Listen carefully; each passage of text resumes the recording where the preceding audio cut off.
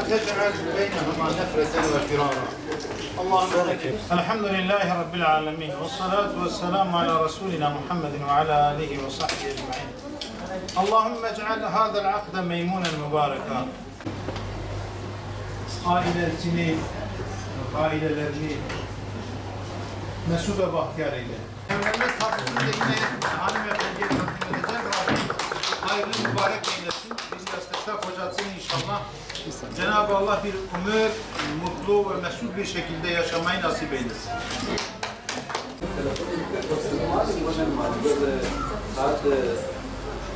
Bismillahirrahmanirrahim. Elhamdülillahi Rabbil alemin. Esselatu vesselamu ala Resulü Muhammed ve ala alihi ve sahbihi ecma'in. Batman Diyanet Seni Şube Başkanı olarak son zamanlarda gündemimizi, özellikle bölgemizi, hatta bütün Türkiye'yi meşgul eden bir sorun olan evlilik konusunda ve aile koruması konusunda da birkaç cümleyle açıklamak istiyoruz. Peygamberimiz sallallahu aleyhi ve sellem evlenen din yarısı tamamlanmıştır buyurarak gençleri evliliğe teşvik ediyor ve evliliğin önemine dikkat çekiyor.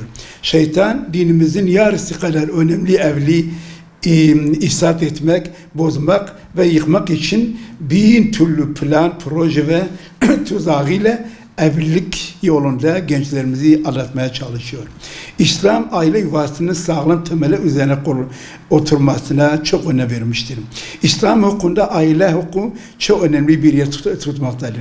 İslam aile hukukunu toplum esasını oluşturan kadın erkek ilişkilerini düzenler. Aile toplum temelidir. Aile temeli de evliliktir. Aile evlenme akdıyla kurulur.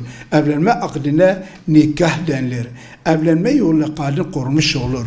Zina ve nesil karışıklığı İslam'ın evlenme hükümleriyle korunmuş olur. Ahlakın bozulması önlenir. İnsan neslinin devamı sağlanır.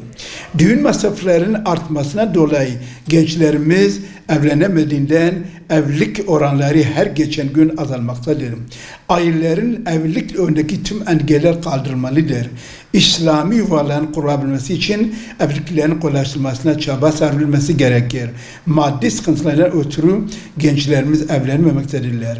Bağışı parası, fazla altın istenmesi, israfa kaçacak derecede çeyiz talep edilmesinin önüne geçilmesi insani bir vazifedir. İslam dışı geleneklere gençlerin önü kesilmemesi gerekir. Dinimizin emrettiği İslami evliliklerin olmaması durumda ahlaksızlık artacak, toplumsal sapkınlık aile hayatı felaketlere resulecektir. Yetkililerin, kanaat önderleri ve akıl insanların evliliklerin önündeki ahlaksız ve ifsat edici projelere engel olmaları gerekir. Aile saadetinin temeli İslami ahlakın tesisi nikah ile başlar. Sağlam bir yuva kurmanın ilk şartı imanda, fikirde, kıyafette, ahlak ve terbiyede İslami yaşayışı kendisine rehber edilmiş eşlerin seçilmesidir. Genç evlilik teşvik edilmelidir. İslam toplumunun temeli iffetli, hayat sahibi aile hayatına dayanır.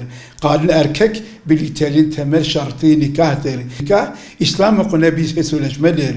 İslamiyet'te nikahsız evlilik yoktur.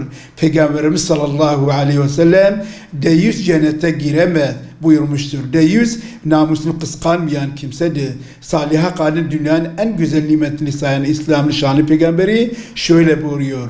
Dünya bir geçimden ibarettir. Şu geçim dünyasının en güzel nimeti kadındır. Kadın ilahi bir emanettir. Aile dünya hayatındaki nimetlerin en büyüklerindendir.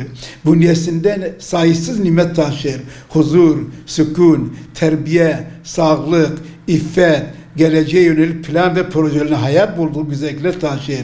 Aile içinde feyiz ve bereketin, hayır ve güzelliklerin yaşandığı bir yuva, anne, baba, nine, akraba ve çocuklar için büyük bir nimettir. Bağışlık parası kötü bir gelenektir. Aşırı derecede çeyiz adı altında alınan yatak odaları, koltuk takımları, beyaz eşyalar, kiralanan düğün salonları, fazla altın alımları, aşırı israflar gençlerin evlenmelerine engel teşkil ederken gençlerin yuva kurmalarını zorlaştırıyor. Toplumumuzda Binlerce gencimiz maddi durum yetersizliği ve altın fiyatlarının yüksek olması sebebiyle ziynet eşyası alma ve evlenme imkanı bulamamaktadır. Evlilikler her geçen gün azalırken boşanmalar hızla artmaktadır. Ülkemizde evlilik yaşı 30 yaşını geçmiştir. Başlık parası ve aşırı çeyiz istemenin cahiliye döneminin örf ve adetleridir. Gençlerimiz çok altın değil, mutlu yuva istiyorlar. Evlilik müessesesi kurulurken dans salonlarında cazlı, sazlı, erkek, kadın karşı düğünler yapılmamalıdır. Kanaat önderleri, alimler ve umera makamda olan kişilerin fakir gençlere yardım ellerini uzatıp evlenmelerine yardımcı olmalıdır.